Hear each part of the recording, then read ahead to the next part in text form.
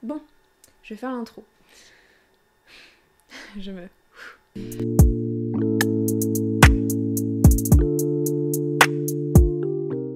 Salut les imposteurs et les impostrices. On se retrouve aujourd'hui avec Emma, mais plutôt Emo en termes de... c'est ça. C'est ton nom d'artiste ou c'est Exact. juste un nom aussi que t'aimes bien aussi, peut-être qu'on utilise C'est un globalement. surnom qui est devenu Ok. du coup nom d'artiste. Ok. Voilà. Donc Emo, qui est avec nous aujourd'hui, avec qui on a déjà fait l'émission On Discute qui aura été publiée la semaine précédente, si tout va bien, sur YouTube et sur Spotify. Et du coup aujourd'hui on se retrouve pour un concept un peu plus... où on est un peu plus libre de discuter d'un sujet en particulier. Et donc voilà, c'est ce qu'on va faire aujourd'hui. Emma, est-ce que tu veux nous parler un peu plus de ce que tu veux transmettre à travers tes peintures ? Ouais, complètement. Comme je le disais du coup dans l'émission d'avant, j'ai mis du temps en fait à me chercher pour essayer de transmettre un message à travers mes peintures parce qu'avant c'était beaucoup plus esthétique et surtout c'était une manière pour moi de vraiment avoir la technique. Ouais. Enfin vraiment. Tu commençais un peu simple. Ouais, genre, voilà, de c'est pas ça, c'est vraiment chercher la trop loin, reproduction de photos, tout simplement. Et donc là, j'essaye justement d'intégrer des sujets qui vont plus me toucher et vraiment parler de moi. Parce que je vais m'inspirer en fait de vraiment ce qui se passe dans ma vie. Et notamment essayer de transmettre des émotions que j'arrive pas à... Parce que je suis un peu une huître en soi. Ouais, ta carapace, ouais, voilà, t'es un peu c'est ça. réservée Ouais, là-dessus. mais surtout, c'est bizarre parce que, par exemple, pour le tableau en cage où je montre clairement une poitrine en feu, qui en résulte du coup d'une crise d'angoisse, là, c'est une manière aussi de m'exposer, franche. Ouais. Donc, les gens ils vont se poser la question, est-ce que c'est vraiment par rapport à elle ou est-ce que c'est par rapport au sujet en général Donc aussi, ça peut semer le doute sur ça et c'est peut-être aussi un moyen de me protéger. Ouais, en mode, on le voit pas, c'est pas comme si c'était dit clairement avec des mots, Oui, voilà. c'est des images, donc en soi les gens ils l'interprètent un peu comme dans la ils bio, veulent. je vais pas marquer « je vais pas bien ». Ouais. Mais du coup pour toi, c'est des choses que tu vas... Par exemple, donc ce tableau, tu l'as fait vraiment à l'instant T, à la période où tu te sentais pas bien, ou c'est venu un peu après parce que t'avais besoin de revenir sur cette période et d'extérioriser cette période où t'étais moins bien? Non, c'était vraiment la même période. Souvent, je vais produire en fait ce qui se passe sur le moment présent parce que je sais qu'après je vais me lasser du sujet. T'es déjà dans l'émotion en Ouais, plus. voilà, c'est ça. Et même, je sais que je pourrais le mieux exprimer possible. C'est déjà visualisé dans ma tête. Même, ça m'évite aussi de trop dialoguer sur un sujet qui est compliqué à aborder. Quand on te dit « oui, est-ce que ça va ?» Ouais, puis aussi, c'est tellement dur la question « comment ça va ?» Ouais. Ça va, et quand tu sais qu'en plus, c'est parce que la personne, elle veut vraiment... Tu sais, c'est pas un « ça va » en mode... Oui. Ça va, comment tu vas? Alors que, parce que tu viens de dire bonjour à la personne, c'est en mode comment ça va? Où faut rentrer dans le truc. Ouais, en profondeur, genre, et c'est compliqué, ouais. Mais surtout que c'est une question tellement vague, et même c'est une question qui est agaçante en soi quand tu vas pas bien. On n'a pas envie qu'on te pose cette question, du coup c'est compliqué pour l'autre parce qu'il a envie de t'aider, mais en même temps il sait pas trop comment s'y prendre parce qu'il est pas dans ta tête. C'est ça, c'est une discussion que j'ai eue récemment avec quelqu'un, et souvent, quand la personne en face de toi est pas bien, aussi c'est un peu, cette personne est un peu dans un cercle vicieux et toi t'as l'impression que t'es un peu impuissant et que tu peux pas faire grand chose, et du coup souvent t'essayes un peu de dire des choses qui pourraient remonter la morale à la personne, de donner des conseils, puis très vite tu te retrouves un peu démunie quoi, tu te retrouves à plus trop savoir quoi dire, et c'est pas des discussions qui sont évidentes à avoir. Non, c'est très dur, surtout que si la personne elle a envie de rester dans sa carapace, moi je sais que quand j'ai des périodes où je vais pas bien, j'arrive pas à parler et tu t'isoles. Je m'isole et tu sais c'est le visage qui parle, genre tout est fermé vraiment, et c'est plus tard en deuxième temps où je vais expliquer ce qui s'est passé, mais du coup c'est hyper frustrant pour les autres parce qu'ils sont démunis, ils sont... Ouais, c'est ça. Qu'est-ce que je peux faire? Moi je sais que ce qui m'aide souvent c'est d'écrire à la limite même une lettre à la personne concernée, si je sais pas, par exemple c'est la personne avec qui tu vis, du coup le fait de poser ça à l'écrit c'est plus évident, tu vois, plutôt que d'être face à la personne et de parler de ce qui va pas, de ce qui te pèse, etc. Mais non, c'est pas évident, je comprends. Après, à l'écrit aussi, je pense que t'as moins de filtre avec toi-même et tu vas poser vraiment des mots assez durs. Et aussi, t'as plus le temps d'y réfléchir, tu vois, enfin, tu te prépares à ce que tu vas écrire, alors que quand c'est à l'oral, bah, faut que tu as commencé à parler, donc il faut que tu continues à parler, tu vois. Ouais. Et du coup, t'as plus un truc de t'es dans ton élan, et du coup, tu peux mal t'exprimer aussi. Oui, c'est ça, ou même poser les bons mots sur ce que tu ressens, c'est super dur. Alors qu'à l'écrit, t'as plus le temps, justement, de faire ce travail-là. Tout à fait. Et même, genre, c'est en écrivant que tu te dis, ah, mais en fait, du coup, si je ressens ça, ça tu veut dire... comprends des choses. Ouais, c'est par rapport à ça et tout. Ouais. Donc... C'est ça. Et du coup, est-ce que tu as vraiment le sentiment que de le peindre, ou de l'exprimer en tout cas par la création, ça te soulage de quelque chose? Je sais pas. C'est une bonne question. Je crois que c'est juste aussi pour moi de mettre une image aussi sur ce qui s'est passé. Ouais. Et après, même quand je m'endors, en fait, je me fais plein de croquis aussi dans la tête. Et du coup, j'imagine des futurs tableaux comme ça. Et du coup, j'ai sur ma tablette plein de futurs tableaux. Ouais, tu poses tes idées. Voilà, je pose mes idées. Et après, ça va être des images assez choquantes. Et des fois, je me dis, mais attends, mais je peux pas peindre ça. C'est un peu trop trash. Mais c'est aussi l'exercice de sortir de cette zone... Ouais. Parce qu'en soi, quand on me voit comme ça, on va pas penser que je vais peindre ce genre de tableau. Enfin, en tout cas pour les futurs tableaux. Est-ce que tu veux en parler de justement ce que tu aimerais faire comme futur tableau? Ça va être... par exemple, j'avais l'idée de faire un corps toujours de femme. Oui, ça, on s'en doute.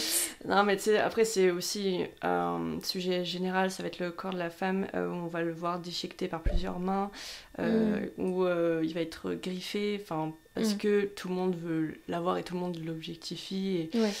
Et en fait, corps détruit par voilà, les et en autres fait, ça individus. serait qu'une peau, et en fait, à l'intérieur, t'aurais rien, parce que c'est vraiment juste la coque qui intéresse les gens, enfin, les hommes. Il faut le dire. Voilà. Ouais, voilà, donc j'avais des idées comme ça. Après aussi, des fois, je suis dans des états assez particuliers, mais je pense que ça le fait à tout le monde, où...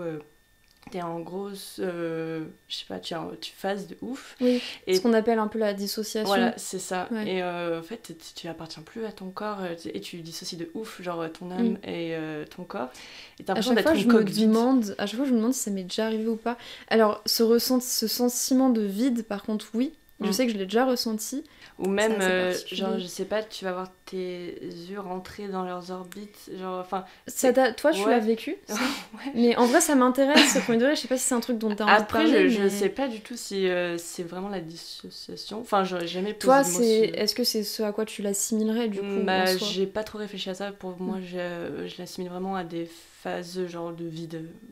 Vraiment gros vide et juste où t'as l'impression de rien ressentir en émotion. Zéro émotion, c'est fou, y a rien qui traverse. Ouais. Et ça, comment tu le représenterais du coup en peinture? Ça m'intrigue. J'y réfléchissais et justement j'avais réfléchi à faire un autoportrait sur ça en faisant pareil que la première idée de faire c'est une enveloppe quoi, et genre montrer que c'est creux à l'intérieur, qu'il y a rien. Après, je sais pas, en retirant les yeux Ouais, c'est pas encore un truc précis. Ouais, non, j'ai pas encore dessiné, je l'ai pas encore mis en Mais c'est quelque chose que t'as vraiment envie de... Ouais, j'y réfléchis pas mal. Mais voilà, surtout aussi que ces idées-là, je les pose là, et en fait, je pense que je vais les faire quand je ressentirai peut-être ce nouveau sentiment de vide, ou plus tard, quand je me dirai, bon, bah là, c'est le moment. Je sens prête de faire ça. Donc, et c'est quelque chose que tu ressens fréquemment, tu dirais? C'est à certaines périodes. Après, j'ai l'impression à toutes les saisons, ça doit faire ça à tout le monde, mais t'as des phases où pendant, je sais pas, 1-2 semaines, tu ressens rien. Y a rien qui te traverse et genre t'as l'impression d'être un zombie. Ouais. Et ça, c'est fou. Et après, il y avait des périodes, en hiver, bien sûr, ça va plus le faire. Ouais. Courage à tous, qu'en plus, ça va être posté en décembre, donc vraiment pile la période où... Voilà, mais je pense qu'il y a le fait aussi qu'il n'y ait pas de soleil, que c'est c'est tristoun le temps, C'est et du coup, bah... Ça, mais là, à Toulouse, vraiment, on m'a pris pour une folle parce que dès qu'il y a un rayon de soleil, je me mets genre devant. Non, mais là, genre avant d'aller en cours, il faisait super beau et j'avais pas envie de m'enfermer, tu sais, directement. Je me suis posée 5 minutes au soleil. Ok, là, il faut que j'emmagasine l'énergie, là, parce que... Ouais, tu fais le plein de vitamines. Non, c'est super important. C'est dur de garder la motivation pendant cette période. Après, moi, en fait, maintenant, je suis à un stade où j'ai l'impression que je l'accepte. Pareil. Tu sais, quand c'est un peu les premières fois que tu t'en rends compte et tout, peut-être que ça peut être frustrant. Mais maintenant, je suis vraiment en mode, bon, bah, si j'ai rien envie de faire, je fais rien. Oui, mais après, tu vois, si ça dure quelques jours, quelques semaines, ça va. Mais après, quand ça commence à être vraiment long... Puis aussi, il faut pas que ça empire, parce qu'il y a se sentir moins énergique et un peu vide quand même, tu vois. Et après, ça peut aussi... ça peut être plus grave que ça, quoi. Donc là, c'est à ce moment-là qu'il faut commencer à s'inquiéter. Ouais, il faut commencer à en parler à d'autres gens aussi. Essayer de s'en sortir. Mais oui, et aussi pour parler d'autres choses, comme sujet futur, j'aimerais bien aussi en parler de l'anorexie, parce que... C'est vrai, t'aimerais en parler? Ouais, parce que... Si t'es ouverte... Moi, tu sais, j'ose pas forcément poser des questions en profondeur, parce que je me dis, tu sais, peut-être ça va te mettre mal à l'aise, que t'as pas envie de l'évoquer. Mais du coup, tu dirais... que l'anorexie c'est quelque chose qui t'a impacté. Déjà ça t'a impacté dans ta vie, ça j'imagine, parce que j'avais ma meilleure amie au collège qui était anorexique. Et j'ai vu en fait tout le processus de avant l'anorexie, pendant l'anorexie, et bon, le après... après c'est en plusieurs étapes aussi. Et en fait le après on s'est perdu de vue. Et pourtant j'étais en 6ème, quoi. Je sais pas comment j'ai compris que c'était l'anorexie. Mais c'est si jeune de tomber dans ça, si jeune. Je sais pas comment j'ai compris qu'elle allait se faire vomir, quoi. Et elle elle avait une fixette sur son apparence, son poids, son reflet etc. tout le temps, se scruter dans le miroir. Et en tout cas c'est ce dont je me souviens, moi. Après peut-être que ça fait longtemps, donc c'est peut-être un peu inexact tout ce que je dis, mais c'est comme ça que je m'en rappelle. J'ai essayé de l'aider, ça devenait trop inquiétant, quoi.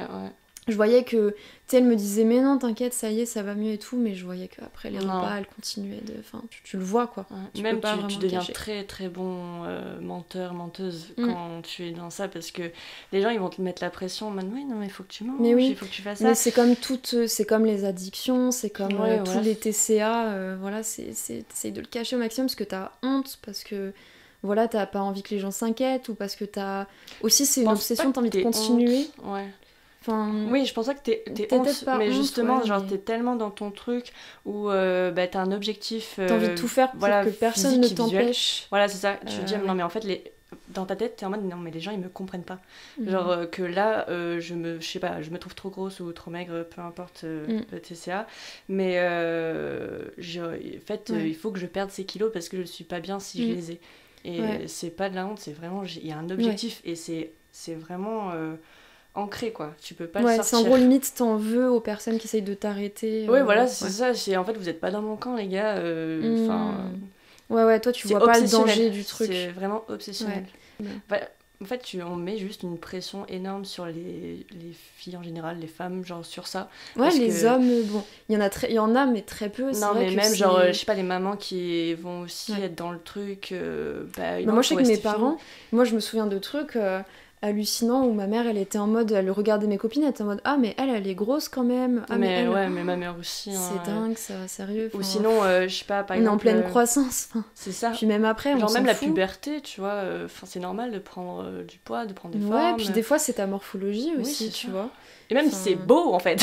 Et ouais, merde, c'est beau, on s'en fout. Enfin, on s'en fout, en fait, mais de ta morphologie. Ça va être des petites réflexions qui vont te piquer, genre... Mais voilà. Quand j'étais en train de sortir, du coup, de ce cercle, et je... Toi, c'était à quel âge, du coup, je t'ai pas demandé. Vers mes 16 ans. Donc, lycée. Ouais, parce que c'était la période aussi où j'ai été un peu démarchée pour faire du mannequinat. Ah oui, tu nous en as parlé l'autre fois. Et en fait, il me kiffait à Paris, hein, sauf que je faisais tout le tour des agences, sauf que mes hanches étaient trop larges, et tu sais, enfin, c'est des mensurations, quoi. T'as des normes. C'est horrible. C'est vraiment...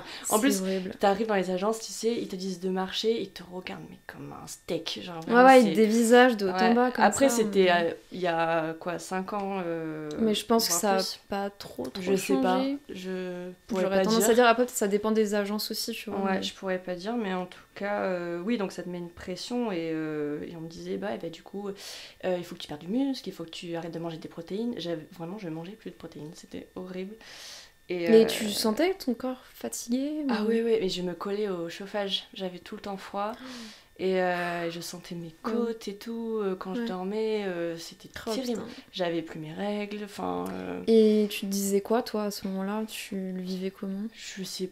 enfin, déjà, tous les matins, je me mesurais les hanches. Donc, Tous les matins. matin et soir. Ouais, c'est comme le truc de prendre ton poids tous les matins quand tu te lèves, ou tu sais, de faire en sorte qu'il y ait le moins de trucs possible qui rajoutent du poids ou des trucs comme ça. Ouais, où c'est je obsessionnel, faisais quoi. des étirements matin et soir. J'allais au lycée à pied au lieu de prendre le bus.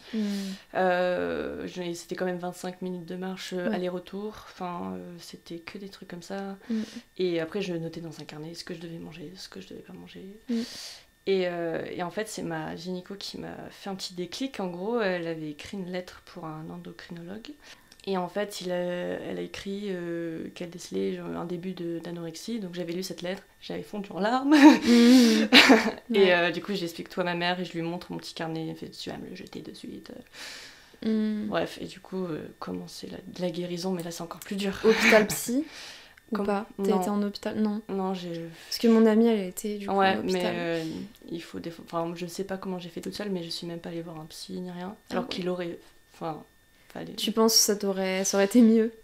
Je me connais, je suis trop recul. têtue et je pense que sur le moment j'aurais toujours dit non parce que je fonctionne toute seule dans ma tête et j'arrive pas, je sais pas, à parler de moi aux autres. J'ai essayé de voir plusieurs psys après, mais ça marche pas. Ouais. C'est dur de trouver un bon psy. Ah, franchement. c'est la galère. Enfin, c'est même pas forcément bon psy, c'est juste de trouver un psy qui te correspond. Ouais, mais c'est dur. Qui sache t'écouter vraiment et qui parte pas dans un délire. Moi, je sais que la seule que j'ai trouvée qui était bien, c'était une hypnothérapeute. Ouais. L'hypnose fonctionne hyper bien. J'ai entendu parler, ça a l'air pas mal. Par contre, c'est cher. Ouais. L'hypnothérapeute en plus, c'est encore plus cher. Mais c'est pas remboursé. Et non, c'est pas remboursé. Ça, c'est dingue aussi. Bah ouais, surtout que ça encourage pas les gens à y aller alors qu'il faudrait y aller. Enfin, vraiment, tout le monde devrait. Oui, tout le monde faire au moins avoir une un séance. psy. Vraiment. Oui. Pas forcément un psy, mais genre hypnothérapeute. Enfin, peu ou, importe ce qui correspond parce que. Voilà. Parce qu'il y en a qui croient pas forcément à la psychanalyse, donc voir différents thérapeutes, ça peut être cool. Et du coup, donc, tu t'en es sortie toute seule? Ça t'a pris longtemps? Ça prend bien 3 ans. Parce que du coup, après ça, tu fais des crises de boulimie. Et aussi... Elle faisait, ouais, je me rappelle. Ouais, et tu fais de la dysmorphie. Voilà, dysmorphie, pardon. Dysmorphie. Voilà, ouais, donc devant le miroir, tu vas... Enfin, comme... Tu te vois... beaucoup plus dingue, gros ça. que prévu. Ouais. Et en fait, aussi, comme tu as contraint ton corps à manger très peu, dès que tu vas lui donner à manger, il va le stocker parce qu'il se dit tu m'as affamé pendant des donc mois là, et des mois. Que je stocke. Donc j'ai peur que tu me refasses la même chose, donc je vais stocker. Ouais. Et donc tu vois direct la prise de poids. Ouais, c'est ça. Et là, c'est le plus dur parce qu'après, les gens autour de toi, ils vont faire « Ah, mais t'as pris des joues !» ou Et toi, c'est pas ce que t'as envie d'entendre, quoi. Non, vraiment pas. Quand t'es encore là-dedans. Après, t'es contente parce que tu dis « Ok, ça veut dire que je suis en train de guérir et tout. Ouais. » Mais ouais, c'est difficile. Après, c'est plusieurs déclics. C'est un enchaînement de déclics, j'ai l'impression. Parce que quand t'as l'impression que tu t'en es sorti, tu dis « Ah non, il y a encore ça qui va pas. » Après, je pense que tu pourras jamais forcer un déclic, ça viendra de toi-même. Ouais. Mais en gros, tu peux l'inciter, tu peux le provoquer. Mais ça viendra toujours de la personne. Bah oui, de toute façon, tant que la personne n'a pas ce déclic-là, c'est difficile de faire évoluer la situation, quoi. Et tu considères que maintenant, tu t'en es pleinement sortie de ça? Oui. Ouais, c'est vraiment derrière toi. Oui, après, c'est des fois, je sais pas, quand il y a des périodes où un peu manque de confiance en moi ou quoi, je vais me regarder dans le miroir en mode je sais pas, je vois trop mes os, j'aime pas. Ou, Ah, maintenant, tu vas plus avoir tendance à te trouver trop maigre? Ah oui, du coup, c'est l'inverse. Ouais. Ok. Du coup, la pression, non, mais là, il faudrait que je prenne un peu plus de poids. Mais ça me le fait très peu. Ouais. Et c'est très Après, agréable. ça peut pas ne pas laisser de séquelles, enfin tu vois, ça Ah oui, en laisse forcément, c'est sûr. Mais en fait, ça fait du bien de se sentir libéré de cette image que tu te renvoies. Et... Enfin, c'est vraiment une prison que tu te fais tout seul dans ta tête. Et Ouais. c'est fou. Et quand t'arrives à te libérer de ça, c'est un soulagement. Mais... Ah mais tu m'étonnes. Incroyable. Ouais. C'est ça. Et même, genre, ton rapport avec la nourriture, c'est complètement Ouais. décomplexé, quoi. Y a plus de problème. Ouais. Bon, tant mieux. Au moins, on sait que tout est bien, qui finit bien, et qu'en vrai, bah, tant qu'il y a ce déclic-là et la volonté, n'importe qui peut s'en sortir. Il y a aussi un truc d'être bien entouré, j'imagine. Oui, être bien entouré et aussi se faire confiance à soi. Et oui, tout le monde peut s'en sortir, vraiment. Ouais. Après, il y en a qui ont besoin de plus d'aide que d'autres. Faut pas hésiter à solliciter des... Ouais, faut oser aller... d'autres gens, et même parler des amis aussi, ça fait du bien. Ouais. Voilà, que si on a trop peur d'aller voir d'autres gens... c'est pas normal. C'est pour ça qu'il faut rester avec des gens qui ont le même état d'esprit que toi. Ouais. Et ça fait du bien, sinon, mais ça peut vite être toxique. Quand tu tombes sur des gens qui ont plus de dialogue que tu as, mais c'est pas possible que les gens ils pensent encore comme ça, mais si, c'est fou. Ouais, bah ouais, on en rencontre encore tous les jours. C'est vraiment triste. Mais bon, après, voilà, le plus important, c'est de bien s'entourer, quoi. Exactement. Même des gens qui savent écouter aussi, c'est hyper important. Ouais, des gens à l'écoute. Vraiment. Après, si vous avez des chats, c'est encore mieux. Ouais, les chats, c'est thérapeutique. Ah là là, le jour où j'aurai un chat, tout ira mieux. C'est ça. Mais vraiment. Ah si, peut-être demander, est-ce que du coup, donc ce côté, cette histoire-là que t'as avec les TCA et l'anorexie, est-ce que du coup c'est quelque chose que t'as déjà inclus dans tes créations justement ? Bah pas encore, justement non. Après c'est vrai que vu que t'es plus dans le truc comme on disait tout à l'heure, c'est plus difficile. Enfin après ça reste quand même ancré en toi parce que bon j'imagine que c'est marquant, tu te souviens de comment tu l'as vécu et tout, mais... Complètement, mais après quand je peins, surtout dans mes tableaux donc au rouge orangé là, on va voir, enfin les côtes elles vont être plus marquées quand même, genre pour montrer un peu l'aspect un peu squelettique. Ouais. Mais après je pense que c'est un sujet que j'aimerais plus étoffer. Je sais pas encore comment. Ouais, mais c'est difficile de déterminer. Je pense que il y a un moment tu le sauras. Voilà, tu sauras ce truc, t'as une idée qui va te venir et tu après c'est un sujet tellement large. On pourrait en discuter pendant des heures de santé mentale. Ouais. C'est vrai que maintenant c'est un truc, je trouve ça chouette parce que dans notre génération actuelle, on fait hyper gaffe à tout ça, à pas trigger, à toujours... Et puis même, rien que l'écriture inclusive, de plus en plus, chouette. Et ça fait trop du bien. Ouais. Vraiment, Maintenant, c'est un truc que j'essaie vraiment d'intégrer le plus possible dans tout ce que je peux poster, ou... Enfin, même niveau art, là j'ai des projets en tête et j'essaie de faire en sorte que ce soit inclus et tout, et que ça soit ok pour tout le monde, et voilà... Quand on est artiste et qu'on crée, c'est qu'on a des choses à dire et qu'on a vécu des choses. Donc c'est que niveau santé mentale, on a des sujets à aborder, tu vois. Mais même évoquer plein d'autres sujets qui vont influencer ton art. Oui. Enfin, je sais pas, par exemple, moi je suis lesbienne, quoi, donc forcément ça va influencer dans mes prochaines œuvres aussi. Dans l'amour. C'est vrai que ça, on l'a pas abordé. Mais oui, tu considères que c'est quelque chose qui te... Ouais, de plus en plus. En fait, je trouve qu'on n'a pas beaucoup de représentation visuelle de l'amour lesbien, ou sinon ça va être vu, c'est le male gaze quoi après, donc un peu la flemme, mais oui j'ai plus de représentation de vraiment parce que c'est quoi. C'est vrai, Et même juste c'est agréable quoi de pouvoir aussi se sentir libre de représenter ça, parce que maintenant, enfin en tout cas nous on a la chance en France de pouvoir le faire. C'est ça. Tout à fait. Et surtout arrêter de voir que des images hétéronormées, un peu diversifier tout ça quoi. Faire en sorte que ce soit partout. Voilà, même plus de représentation dans les pubs, dans les émissions, à la télé, dans les films. Mais je suis en train d'imaginer le nombre de personnes qui seraient en mode c'est là aussi. Alors que frérot, c'est la nature. C'est juste normal. C'est naturel. Mais parce que c'est ça qui influence le plus aussi. Puis rien que les trucs aussi de... ça c'est un truc, même c'est encore un autre débat, mais ça en fait partie quand même, entre autres. C'est le côté les poils, genre tu vois. Ça j'en peux plus. Les jambes toutes lisses et tout. Mais je sais pas si t'as vu une pub maintenant qui propose des crèmes pour justement les poils plus bien et tout. Bref. Mais faut abandonner les soutifs et garder ses poils. Oui, exact. Moi je trouve que quand même, bah justement, en fait, vu que je vois que mon état d'esprit par rapport à ça a complètement changé, c'est inversé, je me dis ça peut être le cas pour tout le monde finalement. Oui, mais bien sûr. C'est juste une question de... En fait, c'est une habitude parce que quand t'es habitué à voir quelque chose, pour toi ça devient la norme et c'est ce qui devient esthétique. C'est comme les modes vestimentaires. C'est ça. Quand t'arrives au collège et que tu commences à avoir des poils, ma mère, je me rappelle, elle avait vu mes poils longs quand je sais pas, j'avais 12 ans peut-être. Bon, ben on va aller chez l'esthéticienne. Enfin, tu sais, direct. J'y suis jamais allée, j'ai jamais voulu y aller. Ouais, mais fou. Être une femme, c'est fatigant et ça coûte des sous. C'est insupportable.